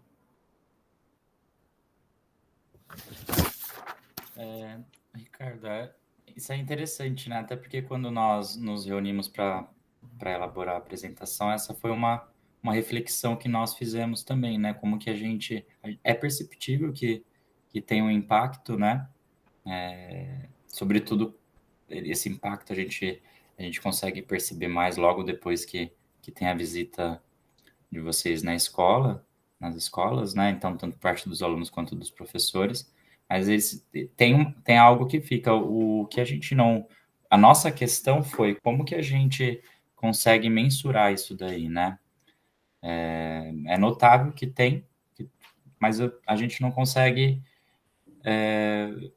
mensurar esse impacto. E a gente está estamos pensando aí em como fazer isso, né? Porque não é algo muito fácil. Em relação aos professores, é mais fácil perceber porque eles perguntam quando que vai ter um novo encontro, né? Da parte dos estudantes não tem tanto esse movimento, mas de fato é uma coisa que a gente está quebrando a cabeça aí para pensar, porque como o professor Leão falou para a gente, ninguém melhor do que a gente para ter acesso a esses dados, né? Então, só que a gente ainda está pensando, e eu não tenho essa resposta de como que a gente vai conseguir fazer isso.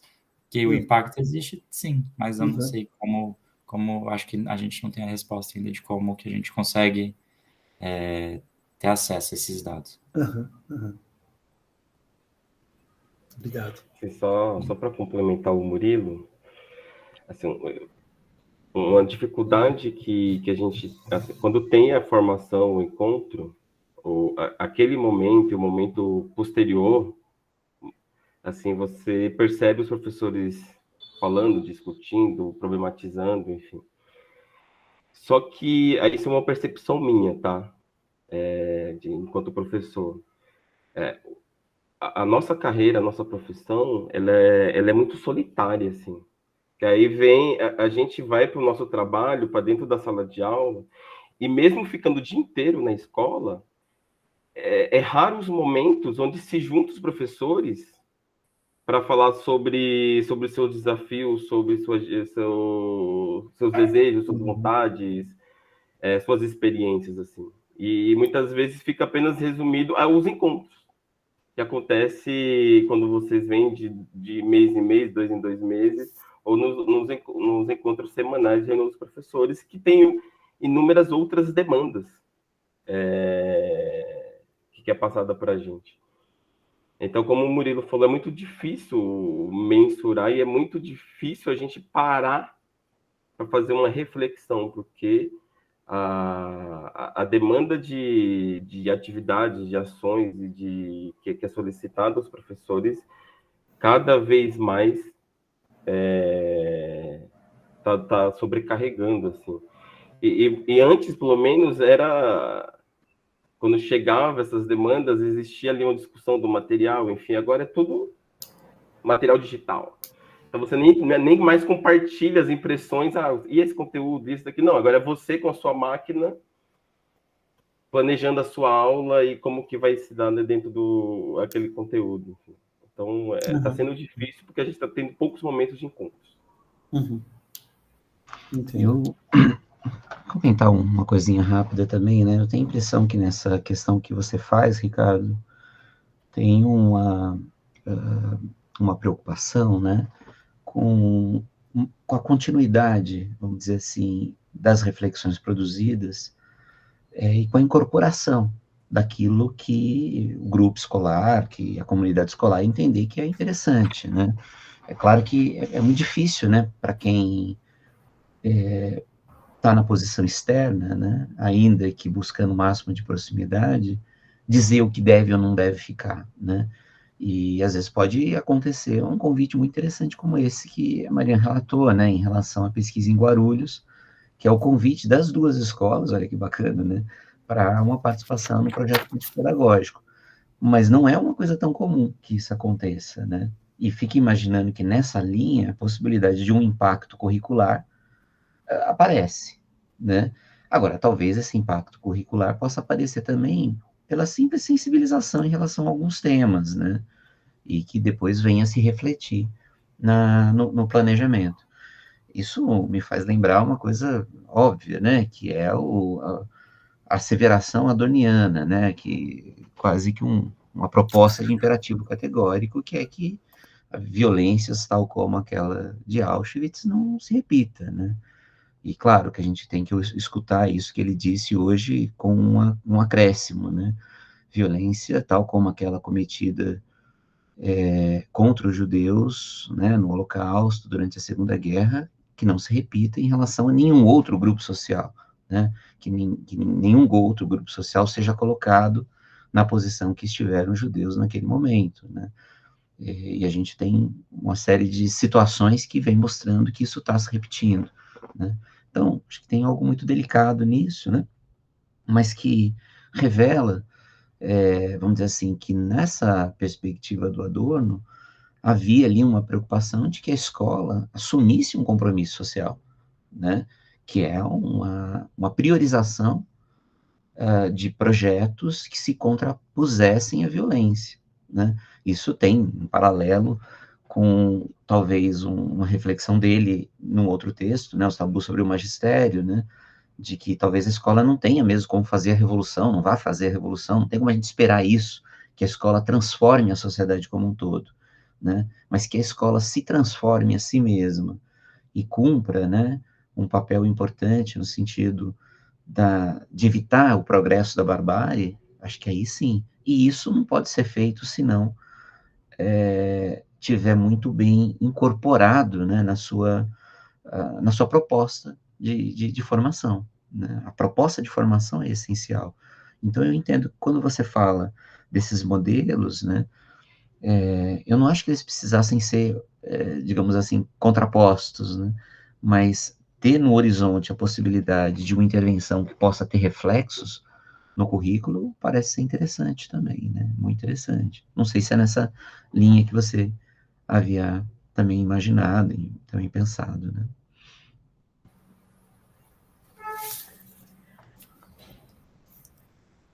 Eu havia pensado um pouco nessa direção que você trouxe no final, né, Pedro? Que é aquela velha pergunta, né? Qual escola para quem e para quê? Né? Me parece que é uma pergunta antiga, mas me parece que ela está no centro dessa discussão, né? A gente está aqui lutando junto nas trincheiras com os colegas, né, professores, pesquisadores, contra um movimento que vai na direção contrária a que nós gostaríamos que ela fosse, né? De humanização, de uma educação para a sensibilidade, de uma educação para a autonomia, né? Sobretudo. Mas eu entendo que esse movimento da pesquisa, né, ele deve ter como um dos seus desfechos, né, a possibilidade de perguntarmos, né, o que ficou para a escola? Né? O que a escola incorporou, apropriou e levou adiante? Né? Precisamos continuar junto com os professores, pensando em outras intervenções, quando terminar essa pesquisa de outra natureza, né?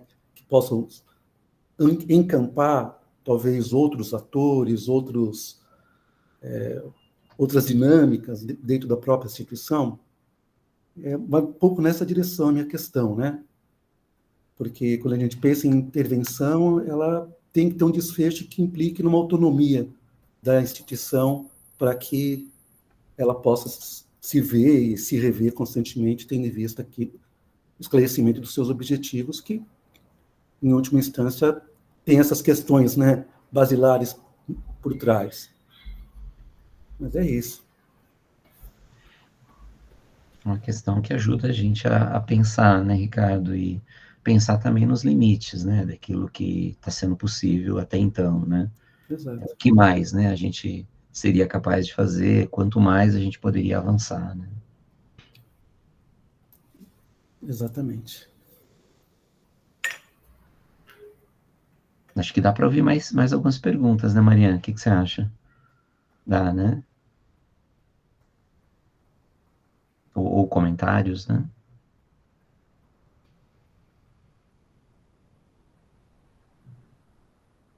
É só registrar, né, que é importante que Mauro, Isabel, Wagner, Murilo, Lara, Cláudia, Dora estejam juntos aqui, né? Que é uma oportunidade, a Fabiane, né?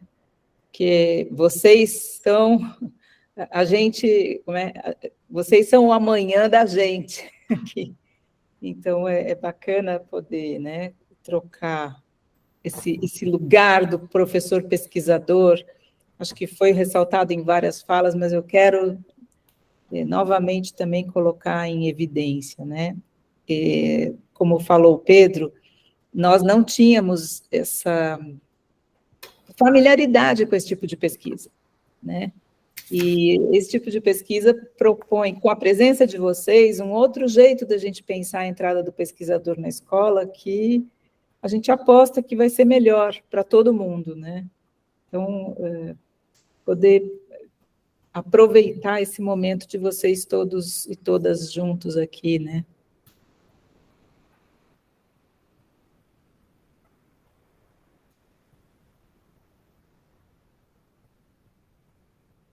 Sem dúvida, Mariana, você traz algo, né, que eu também notei na fala do Victor, né, de uma forma bastante interessante, que é o reconhecimento, né, de que na escola há conhecimento e há produção de conhecimento, né, a gente precisa reconhecer que esse conhecimento está ali e que o professor que está ali, né, ele pode muito, né, muitas vezes é preciso confrontar, né, uma gestão,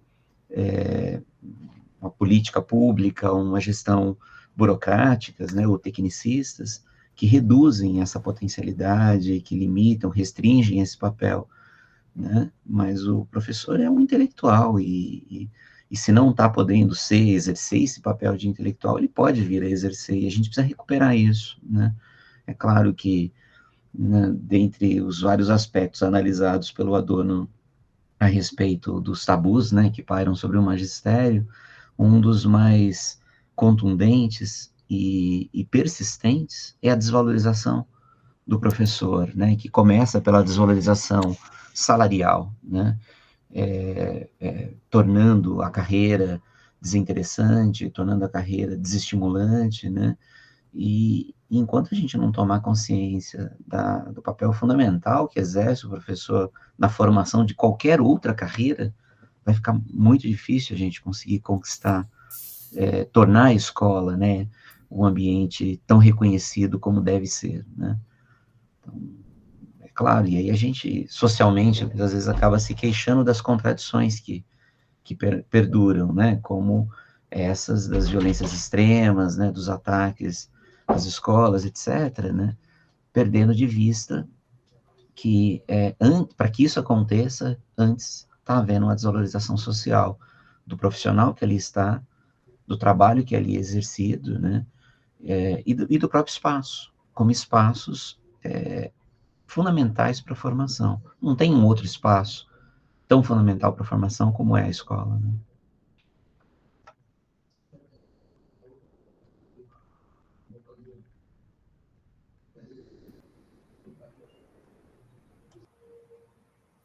Bom, ouvindo vocês aí, só compartilhar, né, a Cláudia e a Lara, acho que vão me ajudar. Nós, essa semana, estivemos lá, dando a devolutiva, Sandra, para os estudantes do 7º ano, dessas questões aí que você trouxe, né? E não foi uma boa experiência. Agora, ouvindo vocês, ouvindo o Vitor, vai ser muito legal, a gente pode depois reconversar, eu, Cláudia, Lara, Eric, todo mundo da pesquisa lá de Guarulhos, para pensar um outro formato, né? A gente não apresentou as correlações, a gente apresentou apenas os resultados da escala F, da escala A, e comentou os 4 fatores, né, fragilidade do eu, né, tal. Mas, ouvindo vocês agora, foi ótimo, deu uma luz para a gente... Claro que aí vai ser outro ano, e é isso que o professor Wagner falou. As classes, às vezes, se misturam, muitos alunos saem, né? Isso é da contingência da pesquisa. Mas nós tivemos uma entrada muito frustrante, foi muito, muito, muito, muito frustrante. Os alunos estavam absolutamente apáticos, mas eles não, com toda a razão, eles não lembravam mais da gente, não entendiam o que era pesquisa, e só no final, graças a Larissa, que deu uma melhorada, que a Larissa perguntou: que regra da escola vocês não gostam? Foi ótimo. Aí eles acordaram.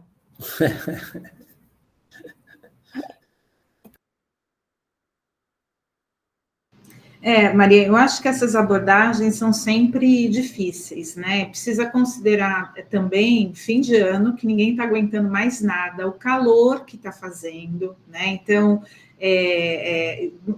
tem um caráter aí, algo também físico, né? De qual do quanto eles vão dando conta também, né? E é lógico, tem as abordagens, mas foi um panorama geral, mas nem tudo foi flores também. Então, tinha um monte dos adolescentes ali com a cabeça abaixada na mesa, pedindo para ir para o banheiro, e alguns participando. Total. A ideia foi trazer também um pouco quais foram as tentativas de aproximar a linguagem para poder tratar dessas questões, né? Mas não foi um ambiente, ninguém está dizendo que foi lindo, maravilhoso, tá? Só para esclarecer, e eu acho que a gente tem que fazer tentativas. Agora, o ano que vem são estudantes que estarão no 8º ano, isso vai dando uma diferença, inclusive na capacidade de entendimento, de apreensão, né? Quer dizer, apresentar, por exemplo, esses dados, se a gente fosse apresentar para estudantes de um final de 6º ano, a gente precisaria repensar ainda qual é a linguagem, porque essa linguagem que aproxima para um 7º ano, ela não é efetiva, às vezes, para um 6º ano, né? Quando nós fizemos a entrada para o 6º ano, ela ainda foi mais destrinchada. Nós não apresentamos tabelas com resultados, porque não ia ter significação nenhuma para eles, né? Então, é só porque, eu sei, às vezes a gente se frustra com isso e não tem um jeito bom e nem tudo dá super certo, tá? A gente que eu foquei, eu estou querendo me corrigir aqui para não ter passado uma impressão de que deu tudo, todos estavam envolvidos com a discussão, tá? Sobretudo essa última, né, Sandra? Retorno. Somente essa última aí, a outra da discussão do bullying até foi melhor, mas essa é difícil. Até desenho eu tive que fazer na lousa, né, Murilo? Enfim.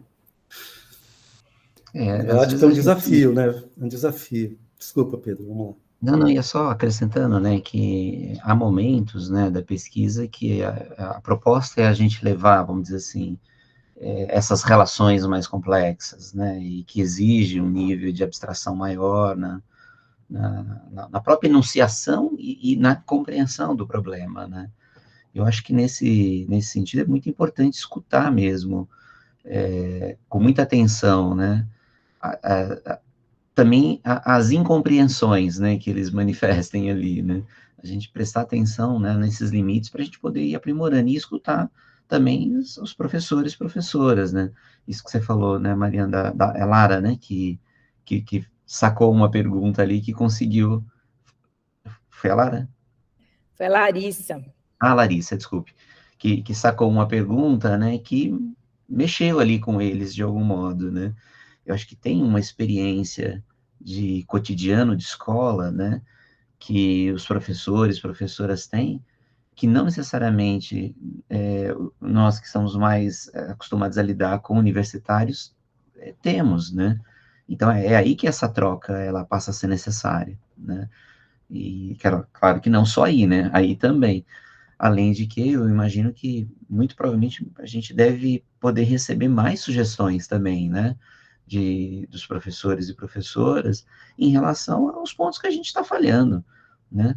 Não tenho nenhuma dúvida que a gente deve estar cometendo muitas falhas. A questão é a gente poder observar que falhas são essas, né?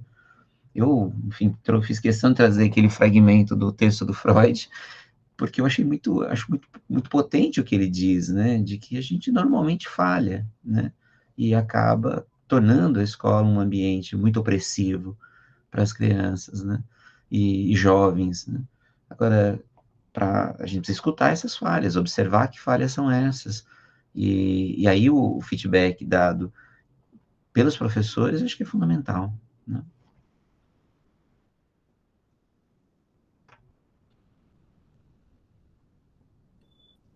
Então, Sandra, acho que nós já estamos...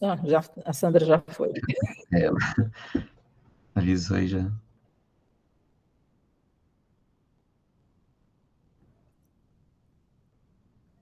Bom, gente, acho que a gente também já está encerrando, né? Foi um dia extenso, mas saio com o coração movimentado.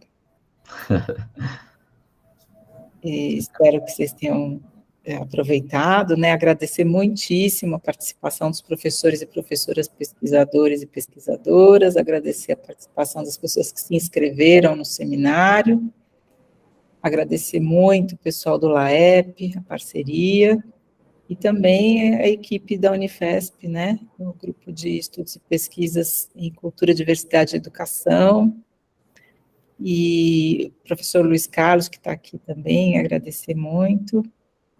E é isso, até o ano que vem, vamos continuar trabalhando, e o ano que vem a gente tenta fazer uma no final do ano também, né, trocando essas experiências. Gente, muito obrigada, boa noite. Boa noite, pessoal. Obrigado. Boa noite, gente. Obrigado. Boa noite, obrigado. Boa noite, gente. Boa noite.